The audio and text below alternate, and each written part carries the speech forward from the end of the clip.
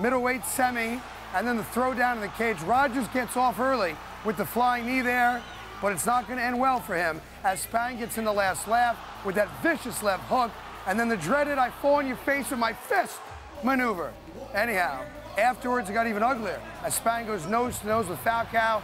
Jimmy Smith gets involved, and ugliness inside the ring, which means there's going to be a good fight in Bellator coming up in the very near future. And we're now joined by the man who found himself in the center of all that mess, Bellator analyst Jimmy Smith. Jimmy, good to have you here. Great to be here. But let's not make it like it was the biggest fight you were ever involved with. There's a couple push down, you hugged the guy. Big freaking deal. Michael Falcao likes me a lot. He's a big fan, so I was like, this guy won't hit me. I was worried about the crazy Swede behind me hitting me in the back of the head. Everything else was fine. So why'd you quit fighting? We can see you can handle yourself there. You were what, 5-1? 6-1. 6-1? Everyone forgets that one. I'm going off his shirt off. Yeah, well, and back then it was like you kind of fought wherever you could, and they didn't always make the list.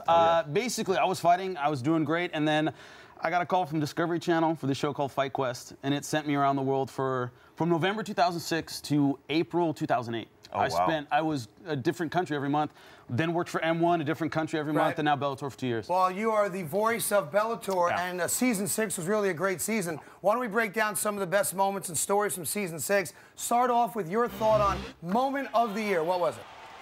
It's got to be Pat Curran's knockout of Joe Warren. I mean, viciousness. I mean, we can criticize the referee forever on this one. I mean, you hear me saying, come on, this has to be stopped. Pat Curran looked dominant. He's looked great in Bellator. This was his defining performance. I would look dominant, too, hitting a defenseless man. Completely.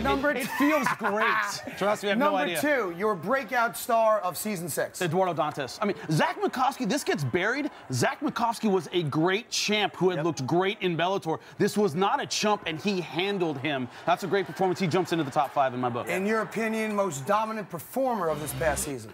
Carl Amasu over Chris Lozano, because there was so much emotion. They almost got into it at the weigh-in. Lozano was very focused, been training at Greg Jackson's. He was very prepared, and Carl Amasu tore through him, not only on the feet, but on the ground. And, of course, there are feel-good moments in MMA. What was your feel-good moment as we get soft and sensitive on the show? Yeah, this was going to make me cry. Galvan, Marcos Galvan, he'd been robbed. Ed West said more times in a liquor store. It's true. He came back. His mother had just passed. He brought a photo of her into the ring and dominated that fight from bell to bell. Seeing him win was great.